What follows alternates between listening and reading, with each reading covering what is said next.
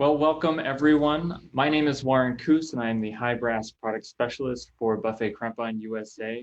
I want to welcome you today to our new webcast of this week. We've been doing one every week on Thursdays at 2 p.m. Eastern. So thank you for all of you who have been tuning in to our past webcasts, whether it's trumpets, trombones, tubas, clarinets, saxophones. We go over pretty much everything and have some excellent guests with us every time we do one of these. And today is no different. So we have a great show, a great webcast for you today. Before I get into any of that, I just wanted to go over some announcements. If you missed today's webcast and you're viewing it after the fact, please head over to our new YouTube channel. You can just go to YouTube, search for Buffet Crampon Rhapsody at Live, which is the name of our new series, and you can find a lot of content there. All of our past webcasts can be found and archived there, as well as some great performances by our artists, and also some product videos and some really good stuff over there. Again, Buffet Crampon Rhapsody and Live is what you're looking for. Feel free to subscribe if you like what you see, and we will get into today's webcast. Today, we are joined by the very magnificent trumpet player and BNS artist, Amy Gilreath. So you will talk about a lot of things today, and it's going to be really about teaching and touring and a lot of great balancing acts that we can really delve into with Amy. So yeah, welcome Amy. Thank you so much for being here with us today. Thank you, Warren, and thanks to Buffet Crampon for having me. Absolutely, it is our pleasure to do all of this and provide this for you, the viewers, and obviously, you know, as we are staying at home, so to speak, in one way, shape, or form, we just want to make sure that we're still connecting, and also not only with other players and artists such as yourself, but for those of us at home, really getting into, you know, some new different challenges of what life is, what the new life would be or can be, and yeah, just connecting with our customers, our viewers, and everyone in the community. So again, everyone that's viewing, thank you so much. I will remind everyone that this is a live webcast, so your comments in the comments section are all going to be viewed and tried to be answered in a live fashion. So if you have any questions for me or for Amy anytime during our live session today, feel free to ask those and we will certainly get to them. If not live, we will certainly follow up and make sure that your voice is heard and answered. You know, certainly want to address anything that you have to say. So welcome to today.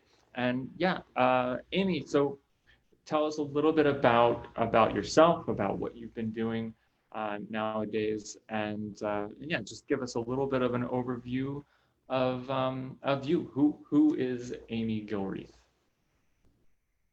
So I am what I said earlier. I'm in my Encore career now after 30 years of university teaching, and 29 of those at Illinois State University.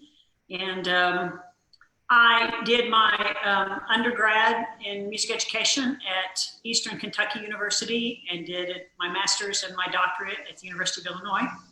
And the day I found out I passed my doctoral exams, 2 hours later, I got the call and offered the job at Illinois State. So it was a great opportunity for me and a great day for my parents that I had passed my exams and I was employed all on the same day. So. Since I retired, I had some projects in mind, and of course, like all the other musicians in the world, things have been put on pause, a grand pause, as I call it, and waiting for things to get back to some sort of normal. And I'm waiting to hear back. I play principal in the Illinois Symphony Orchestra, and I'm co-principal with Ron in Champaign with Symphony de Camera. And we're just kind of in a holding pattern as well, just to see when we're going to start up with those orchestras I also play, I'm a co-founder of Stiletto Brass, and same thing, we're kind of on a hiatus now, waiting to see when we can start to put together some tours. In the meantime, I'm coming up with other projects to do. I'll just put the plug in now. I've been working on this. This is getting ready to be released. This is Stiletto's new CD called Scarpe. And Scarpe is Italian for shoes. So apropos for us, we do wear red stilettos. And we had a piece written for us called Scarpe, and each of the movements is a name of a different shoe. So that's one of the pieces that's featured on this CD. So I'm very excited about it. It will be available on CD Baby and Amazon. And then you can also download on iTunes. So that'll be coming up very shortly. Excellent. That's a great introduction to what we're going to talk about today, of course. And just want to touch base on a little bit of Stiletto. For those of you at home, Stiletto Brass Quintet is a great touring group made up of mostly college professors or those types of personalities in the academia world. But by no stretch of the term, I mean it's a very very classical oriented and professional group of musicians, and it's wonderful. Obviously, Amy, you're a founding member of that particular group, along with Velvet Brown, who started from the beginning as well, who's another one of our Minor Weston tuba artists as well. So underneath the Buffet Crampon family of brands. So and that goes for the whole brass group itself. Everyone is is playing on a Buffet Crampon instrument, whether it's B&S trumpets, Hans Hoyer horns, Kurzweil trombones, so on and so forth. So there are some elements of that as well. Congratulations on the new CD. I want to really didn't know you were going to go into that real quickly, but that's fantastic. I love the idea of Scarpe and everything being associated with your true identity and the iconic image that you, as a all-female quintet, have really been, trying to portray to the community that this is something that's very serious for you, and that women can do all of this great stuff and portray that to other women or female musicians. Brass players particularly, of course. So why don't you talk about a little bit of the start of Stiletto, how you and Velvet kind of came to this particular agreement and started the group. Yeah, so Velvet and I met at the first International Women's Brass Conference in 1993. And subsequently, I remember I got a call, and it was from Susan Slaughter, who's now retired principal trumpet with the St. Louis Symphony. And she asked me to come to Evanston. Did I want to come to Evanston and read some brass quintets with a group of people? And that's about a 3-hour drive for me. And but I thought, well, you know what? This sounds like fun. So I'll get up on a Saturday, and I was teaching at the time, and I'll drive to Evanston and play through some quintets and do some sight reading with some people, and I might learn some new pieces. And so I go up and we spend the day doing reading, and then we went out for dinner, and they said, well, we just wanted you to know that was actually an audition for you to be in our new brass quintet. And but we didn't want to tell you that we were auditioning you. So we'd like to offer you the other trumpet position in the quintet. And that group was called Velvet Brass. So that was the initial group that Velvet and I were in. And then we were in that for a while, and then everybody kind of did their own, went off in their own direction. And Velvet and I got back together with another quintet with Susan, Monarch Brass Quintet. And we were like, wow, we really have missed working together. So then we formed Stiletto Brass Quintet in 2010 and have been going since. We tour. We not only do concerts in performing arts series, but also we go into the schools and do concerts and clinics there as well. And as a leadway, Velvet was the one that introduced me to B&S. because she, as you said earlier, she's a Milo Weston artist. And she said, you know, you should really try the trumpets. And so then I remember getting with you and you sent me some trumpets and I was like, wow, these are really, really great. And so then it just, you know, worked into then the whole quintet getting the instruments, and it changed the sound of the group. It's so unified. And I mean, the first time one of my trumpet professors heard me at a Stiletto Brass concert on the new Viennese trumpet, he immediately came up to me after the concert and said, that trumpet was made for you. So we've been playing on those instruments since. So solidifying the decision that may have been weighing on you at that point. So yeah, that's awesome. No, that's right. So I play to Challenger 2, and I mean, I really like the versatility of the instrument. The response is always there, and you know, when you're touring and maybe things aren't so great all the time, it's nice to know that that instrument is there and the response is right with you. And I love the sound. It's versatile. I can play, because our quintet not only does classical, but we do jazz on our programs as well. And this trumpet does everything for me. And so it's just been a really great addition to me and my playing. excellent. And it sounds like it's it also, you know, gels very, very well with the other players who were also on these instruments. I noticed you picked it up, so I'm going to ask you, but did you want to play anything for us up front before we get too far into the webcast, or what? Sure. Yeah, absolutely. I always like to do not just original music for trumpet, but transcriptions. So I'm going to do the opening to this artist for you all.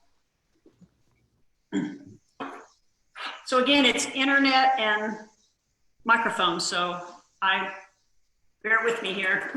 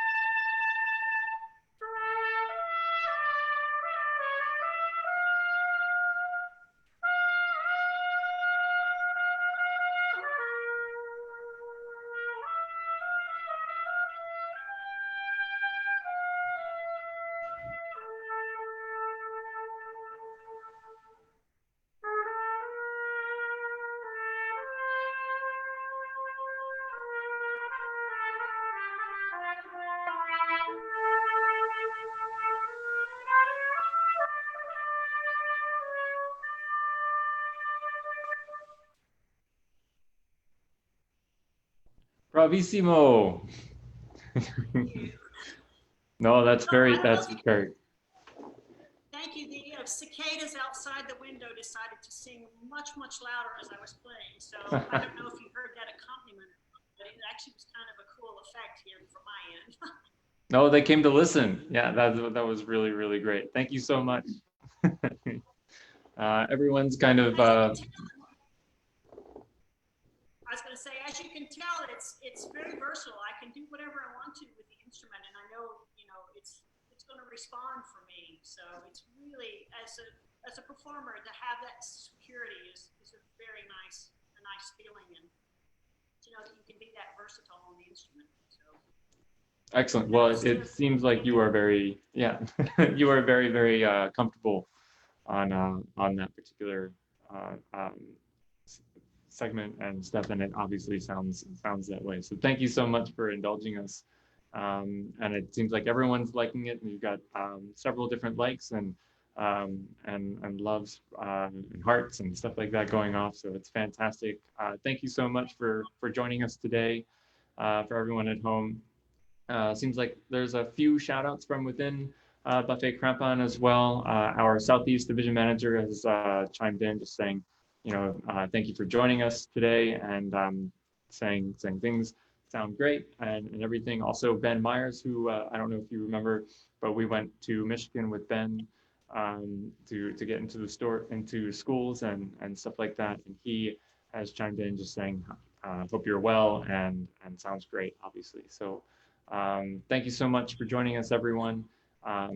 Amy, just a few things that I just wanted to touch on, and while not leaving Stiletto, but also talking about your college and collegiate career with teaching and how that's been able. I mean, we talked about you being part of the International Women's Brass Conference. We've talked about a little bit of your experience, obviously starting several brass groups and being part of several of those. Monarch being still in existence today, if I'm not mistaken, but on a broader scale for IWBC for sure. But how does that all intertwine together with things of your teaching career and scheduling, and how do you balance all this stuff? Well, it's been a challenge. Just quickly, I was in the first Monarch Brass Ensemble in 1996, so I was in that founding group for that. So that's been a really wonderful thing for me to be part of. As we talked earlier, I feel like I'm one of those pioneers of that next generation that grew up. When I was wanting to be in the band, they didn't want me to play the trumpet. And I said, well, I'm going to play the trumpet or I'm not going to be in the band. And they're like, okay, well, for a trumpet then. So, and it was a time when, young girls didn't play the trumpet. So, but I was determined to play the trumpet. My mother had been a cornet player in junior high and high school in the 40s and 50s, which was really unheard of as well. And so I had discovered her instrument, and my grandmother loved Harry James. And so I had listened to those recordings, and, she had those old records and things. So for me, trumpet became something I decided at 16 that I was going to play the trumpet, and pretty early on decided that I wanted to be a university professor.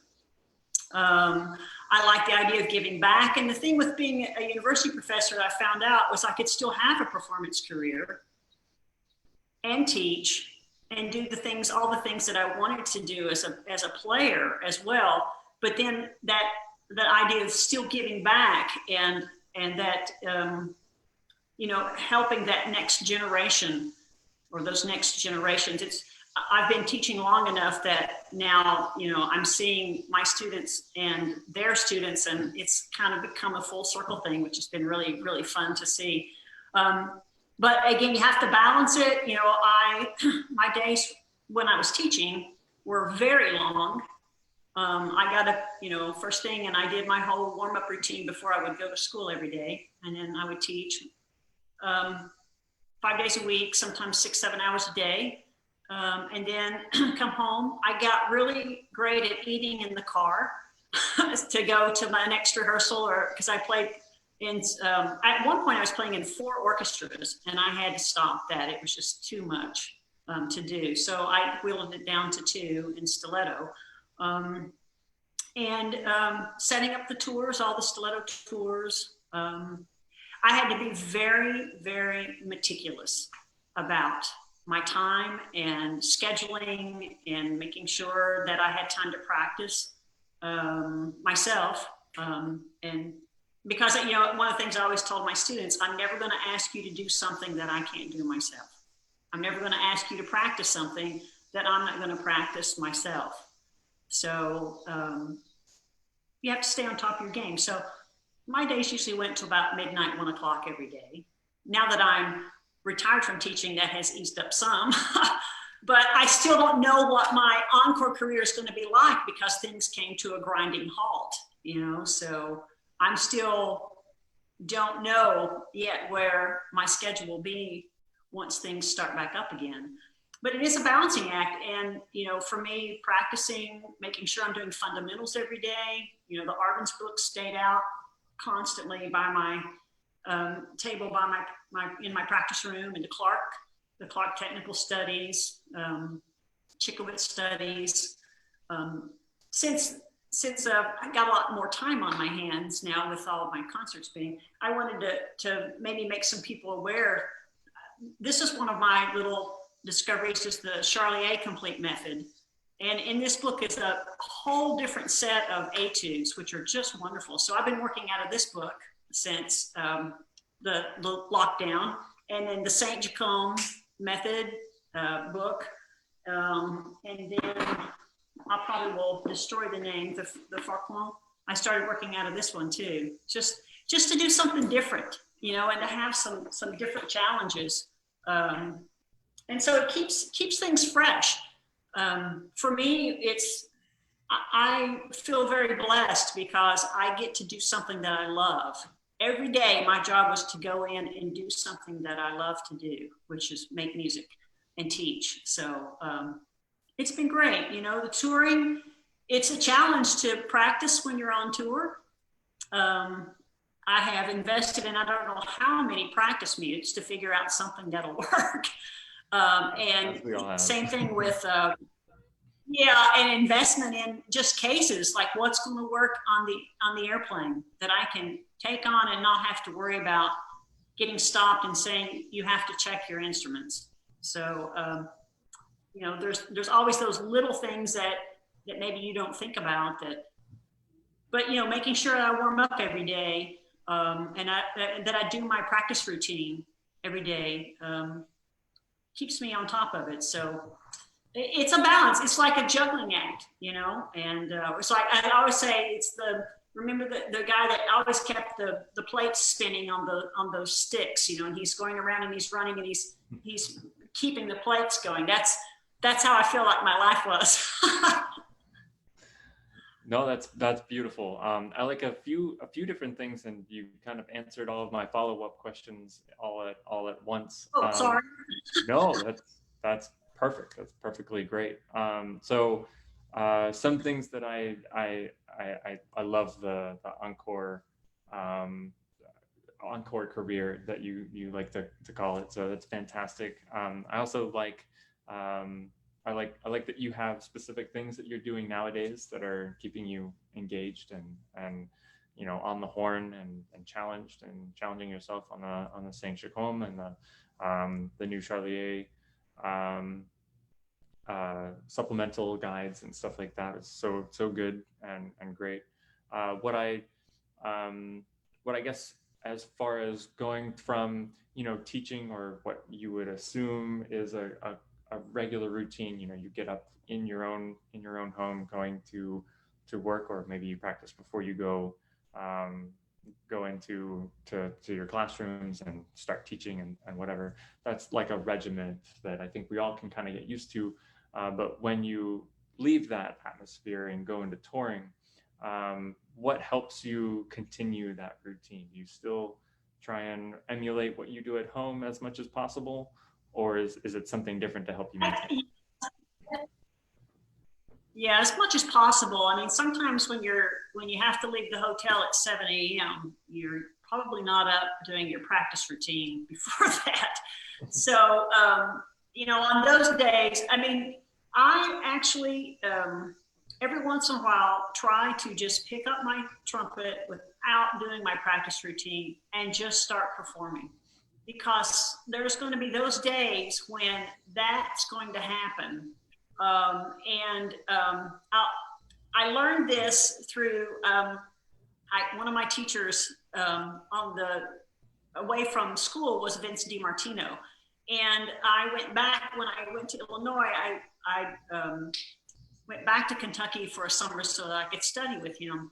And the culmination of that study was I had to do a recital, and every piece had to be on a different instrument, a different trumpet, a different keyed trumpet. And I wasn't allowed to play any notes on the trumpet before I went out to do the next piece. And he made sure of that because he sat backstage to make sure that I didn't play anything.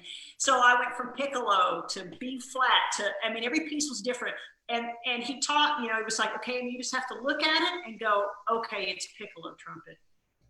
Think about it, go on stage and do it. And thank goodness he did that, because I've had to have those moments where something's happened.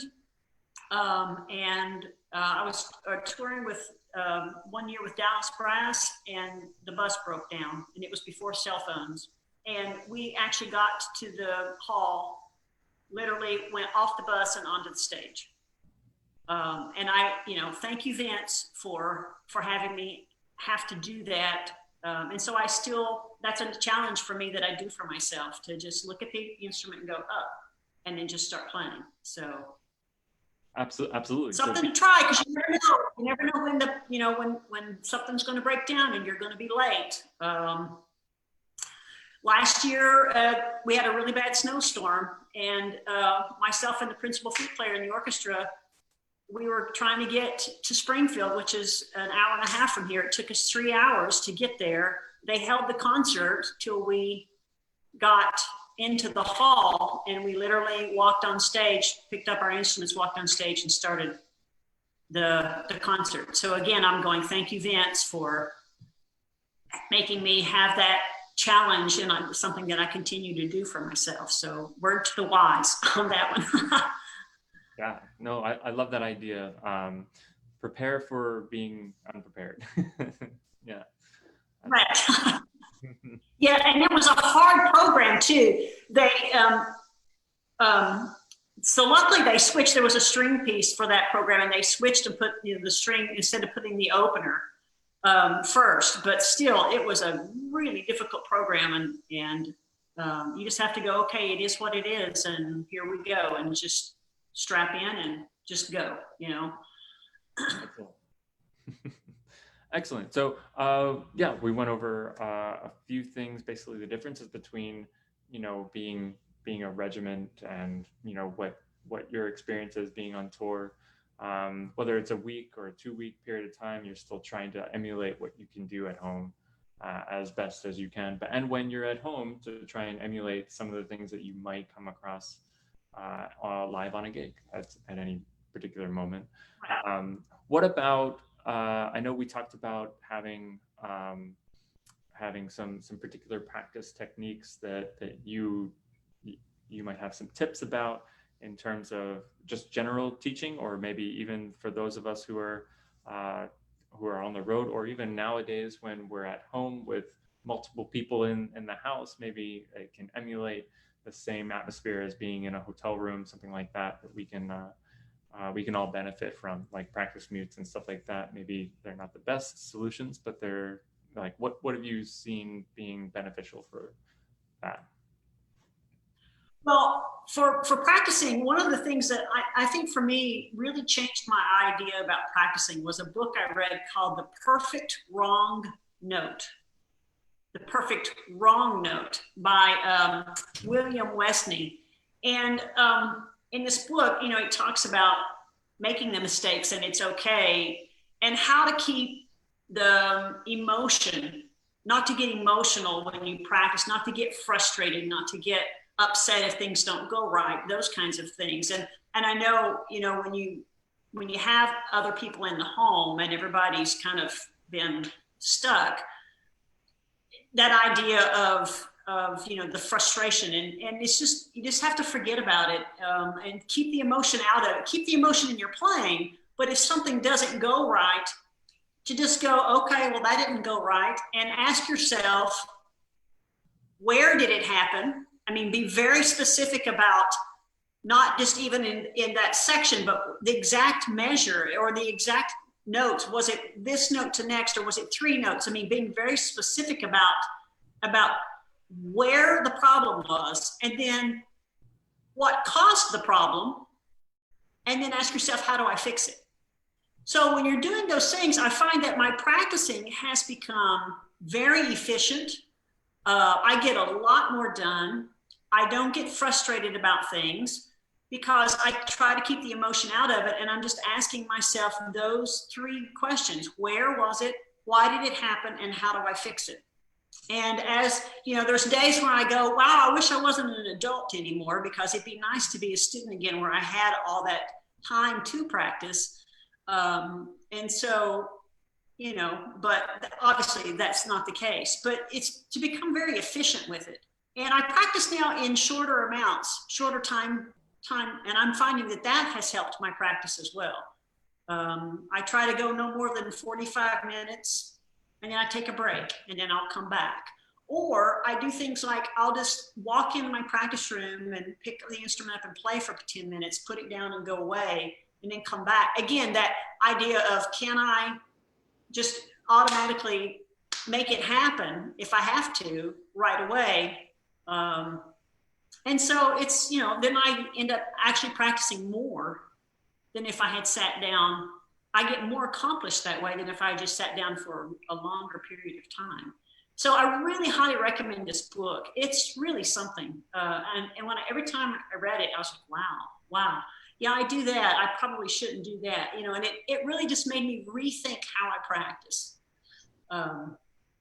Yeah, I think that's really valuable, actually. I think we all can relate to, well, at least those of us who are no longer in college or have moved on to adult, you know, our adult careers, whatever that might be, whether it's, you know, trying to play professionally or not.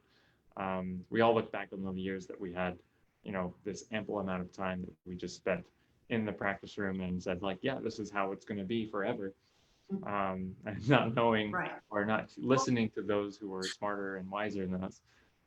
So yeah, great things to live by. Be more efficient with your time in the practice room and find out exactly what is going on. That's really great.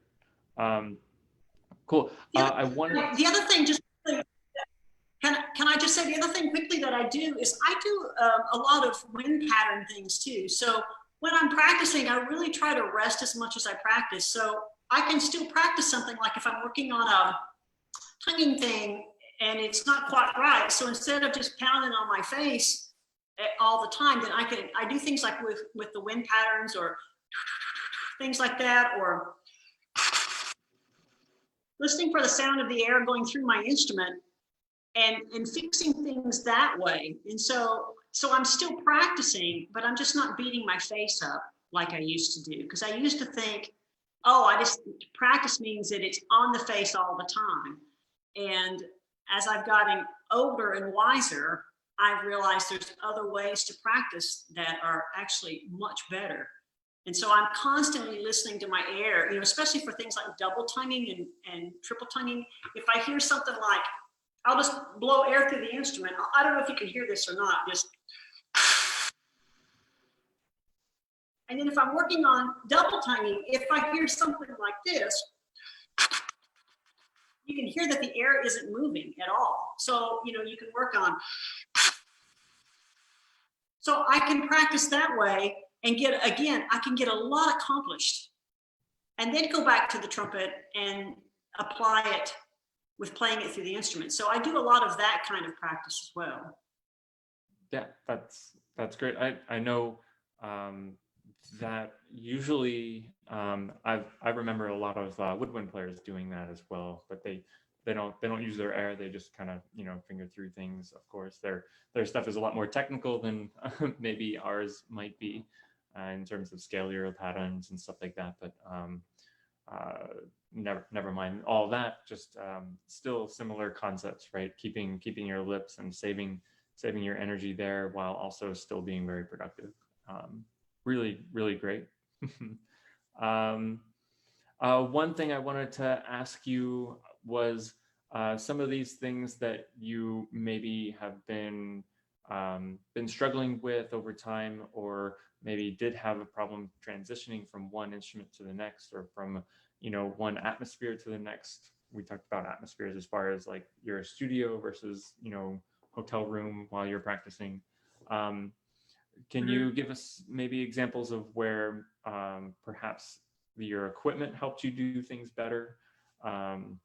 Where like we talked about your story switching to BNS because of Velvet telling you about the great instruments from the company. Would that be a reason why you switched, because that was a little bit more comfortable for you to do multiple aspects of your playing, or was it just kind of an all-around thing? I'm just kind of curious what your mindset was. Yeah, well, as a trumpet player, you have to be very versatile. So you can't just anymore be a classical trumpet player, because we do pops concerts and things in the orchestra. So, I need something that I don't want to take a whole music store onto the stage. So, it's nice to have instruments that you can change for, and it also helps too. I mean, I do a lot of listening. So a lot of it is here, knowing if I want to sound with more of a jazz sound versus or more pops when we're doing the orchestra stuff, and it then I can transfer that to the instrument and feel like that what the concepts that I have in my head are going to come out. So, I do a lot of listening. I think it's very important. And I think it's, to go to live concerts and hear live classical, live jazz, live brass band. I mean, whatever, I listen to all kinds of music. And I think that's a key to becoming successful, is that listening part, and then being able then to transfer it to your instrument because of the strong concepts you have inside your own mind about what you want to sound like, or what style of music you want to play, how you articulate, that sort of thing. I'm a real proponent of singing. So I do a lot of singing when I practice too, and then play, then try to do this, emulate the same thing on my trumpet. So when you have an instrument that is going to respond and be there for you, then it makes it so much easier. Yeah, no, that's great. I'm a big proponent of singing. I mean, we just had a conversation recently I guess internally, but about our instruments are just an extension of what our voice should be or would be. We're always emulating from the beginning of time. We're emulating the human voice. So the more implementation of, I always say, they vibrate here and we vibrate here, but we're both still singing. And I'll say to the people who are watching, I mean, if you don't know the tenor Franco Corelli, this is someone you definitely need to become familiar with. I mean, his voice is to die for, and his musicianship. He's, to me, one of the most incredible vocalists I've ever heard. And I have so many of his CDs and recordings, and I listen, and he gets me every time I hear him sing, and for me and Maria Callas is another one that I listen to quite a bit. And then I just try to take that phrasing and that concept and just apply it to the instrument. So one of the best things that someone can say to me is, wow, you sounded like you were singing through your trumpet. Yes. No, that's perfectly said. Absolutely. There are not many comments, so I guess I just want to remind everyone at this point, between the viewers, and thank you so much for tuning in today.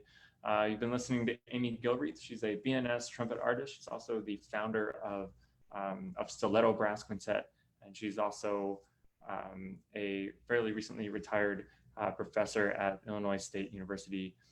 So we've been talking a lot about teaching, a lot about some of the tips and tricks about how to adjust from things and balance that kind of playing versus teaching atmosphere.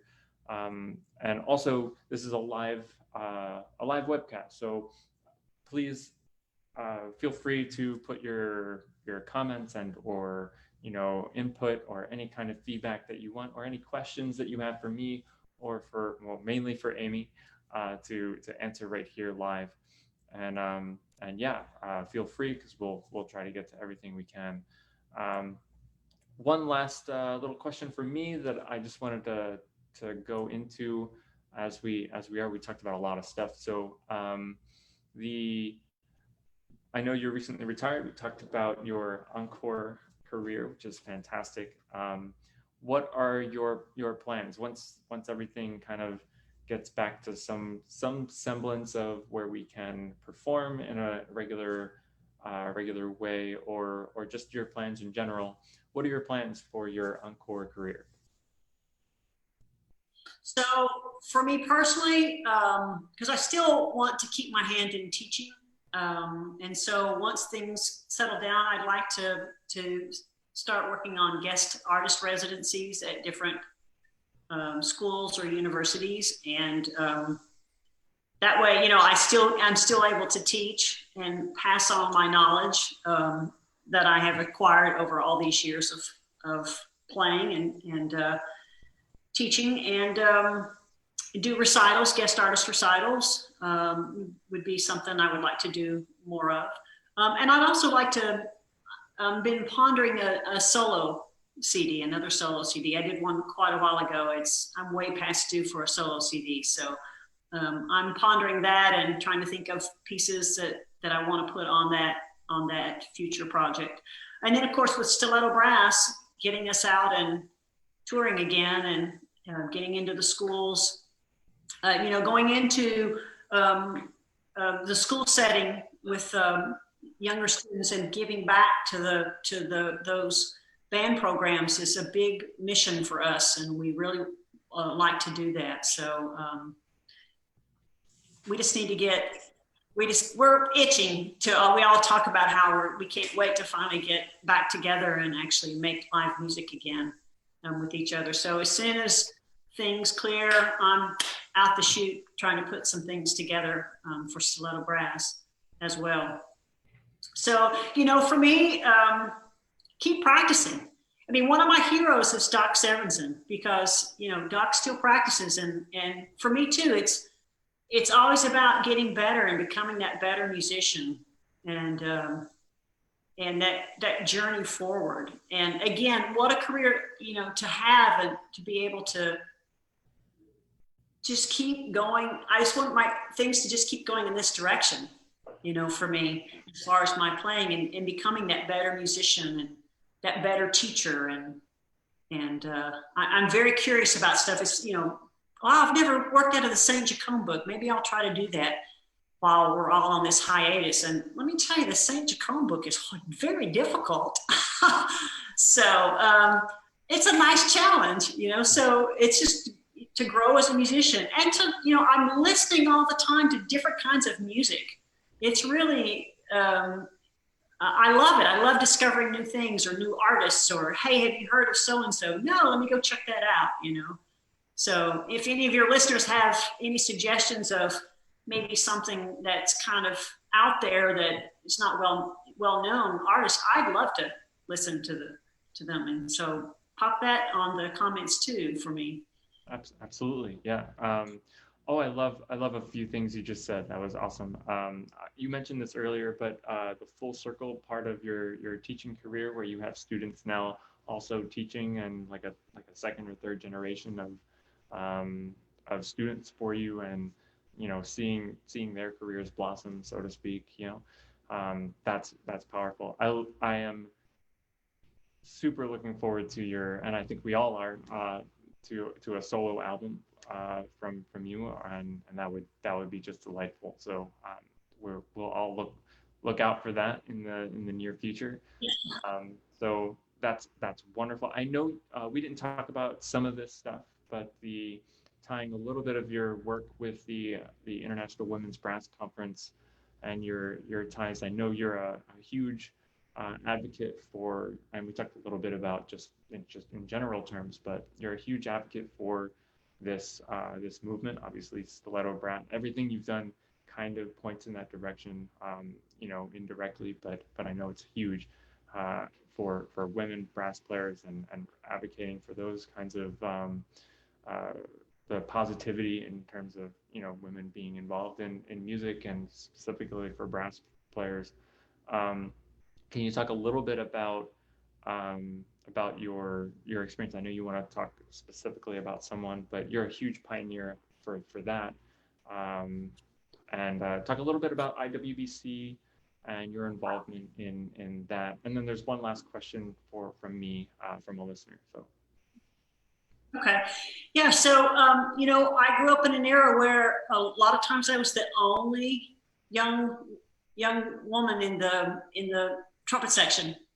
And so for me, to see how that whole gender identity of instruments is breaking down and has broken down is just, for me, really, I'm like, okay, this is great. No one talks about, well, you can't play that because of this. It's just, if you want to play an instrument, you play an instrument. So it was really different for me when I was growing up. So that's really great. And when I started, the first conference that I went to was in 1993, which was the first International Women's Brass Conference.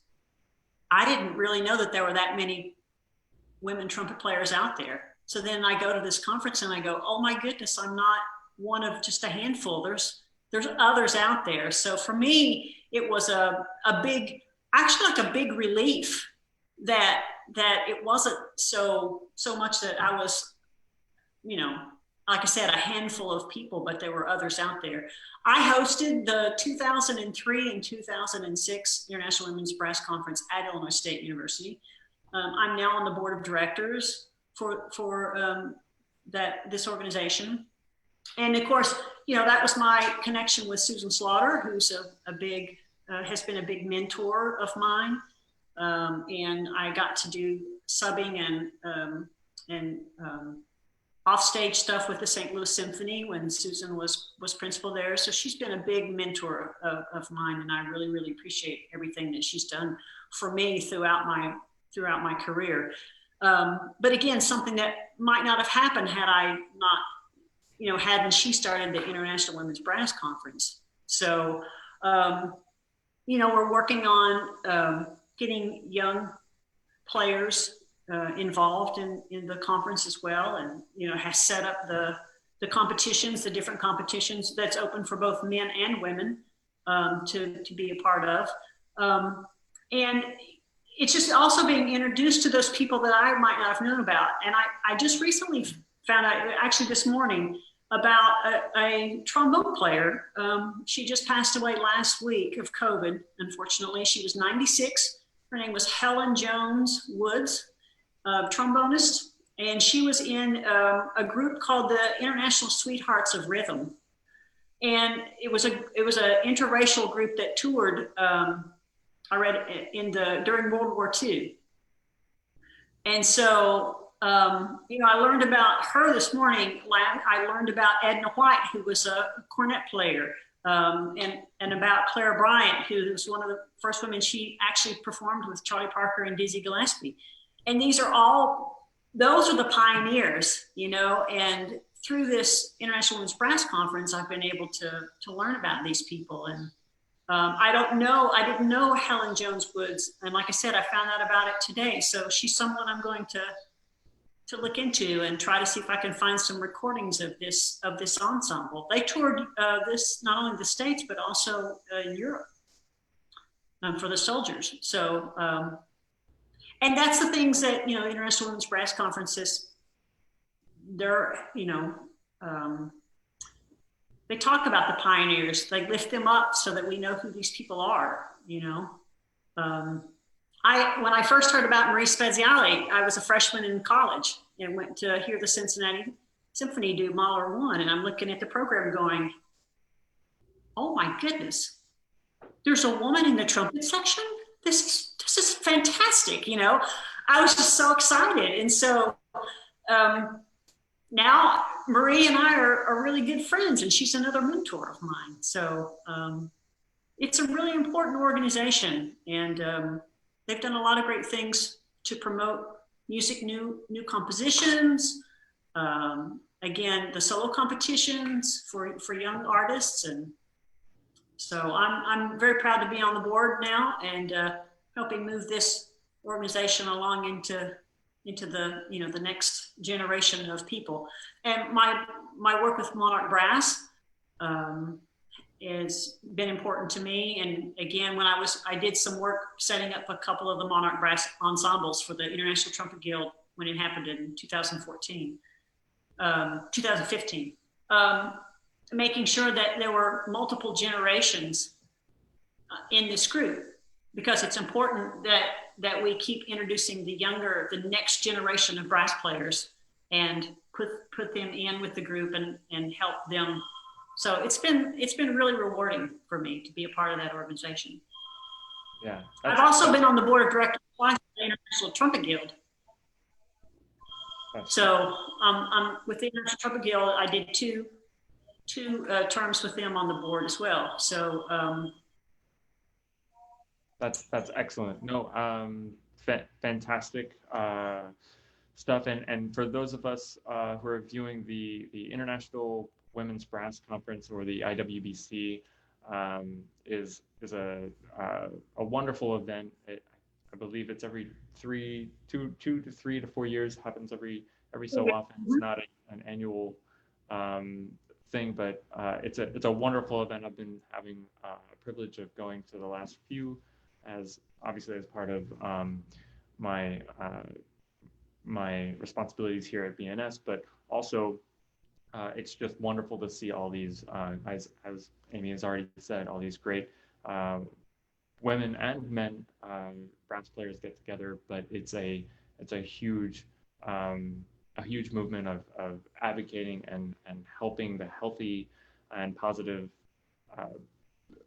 moving forward of having female or acceptance of all these great brass players getting together. And it's what you've done, or what the organization has done with you on board, has been great in the last few that I've been able to attend. And yeah, so look that all up, and if you are interested in stuff like that, I'm sure there's a website that we can link in the comments here and send you to the next event, whenever that might be. I'm sure that's going to be talked about as we get over the pandemic, of course, but for sure it's a great event for all musicians, but especially for female, and promoting that kind of playing and kind of advocacy. So thank you for your pioneership there, and for everyone else who is contributed to that particular movement. I have one question for you. It is about equipment, but we have a question asking. This is from, I think it's from our manager at the New York showroom in New York, our Buffet Crampon New York showroom manager. Lori Orr. She is asking, how do you feel about practicing using just the mouthpiece? So, what are your thoughts here? I do use the mouthpiece. I just make sure when I do, so I'm left-handed, so I try to hold my mouthpiece in my non-dominant hand, just for pressure reasons. But I start out on the mouthpiece after I do some breathing exercises. I know that as I've gotten older, my lung capacity has diminished some, so I try to stay on top of that by doing some breathing things. But I always start with mouthpiece buzzing. And then if it's something I can't play, usually it's because I can't hear it. So I'll sing it first, and then I'll buzz it on the mouthpiece before I even go to my trumpet. Because if I can't sing it and I can't buzz it, then I really don't have it in my ear. So I call it a waste of good lip if I start practicing it on my trumpet before I can either sing it and buzz it on the mouthpiece. So I am a big proponent of advocate of mouthpiece buzzing. But again, like everything else, too much is can be detrimental to you instead of. So I always make sure, I I always cover the end just a little bit too, so there's just a little bit of resistance, because it is different, you know, when you play on the mouthpiece versus putting it in the instrument. So I just barely cover the end of the mouthpiece, but and you know, it's a either you do it or you don't. I have never found anybody that kind of does it. They're either a big advocate of mouthpiece buzzing or they won't do it at all. So absolutely, perfectly. But for me, it works. Perfectly said all around. I think the idea that, you know, it is a controversial kind of concept, especially, you know, very nitpicky, of course, but and I think what you said is pretty perfect. Using it for basically ear training, making sure that, you know, if it's not working on the horn, it's a good you know, keeping us honest concept, you know. So and if you're not hearing it, then it's not obviously gonna translate in either way, mouthpiece or the horn. But yeah, right. anything in too much, everything in moderation, even mouthpiece. Right, and the other thing, the mouthpiece, if you're buzzing really airy, then you're probably not going to sound so great on the instrument. So I try to work towards a really pure buzz on the mouthpiece, and then translate that over to the trumpet as well. So excellent. I'm not sure, but I think we've run to the end of our time. But thank you so much for everyone who's viewing. Thank you for your comments, your questions, and your attention. Again, if you've missed this particular or just caught the last half of this particular webcast with Amy, once we're done today, we will actually archive these. They'll stay up here on Facebook, of course, so you can catch it here. But if you ever wanted to check out everything else, not only trumpet related, but also tuba and all of our 10 brands, tuba, clarinets, and everything else, we can certainly talk about. We have lots of content that is housed on our YouTube channel. So head on over to YouTube, and you can find our channel, Buffet Crampon Rhapsody Live. That's where everything is going to be housed. Be sure to subscribe if you like what you see. And yeah, check out everything that we have there. Thank you so much, Amy. This has been a real pleasure for us, and I hope everything goes well for you. I really can't wait to see what you come up with as far as the solo album and really everything that we talked about today. So yeah. Thank you, Warren, for having me. Absolutely. Thank you for having me. Thanks for and everyone stay safe and healthy. It was definitely our pleasure, Amy. Thank you so much. One last announcement. Next week, you can find us right here at the same time, 2 o'clock Eastern Standard Time, wherever that is for you. But we will be here at 2 o'clock on Thursday. I'm not sure if I can do math at this particular time, August 13th, and that'll be with our tuba artist. I think he plays BNS. He might play both BNS and minor Weston, but he's a BNS tuba artist. Paul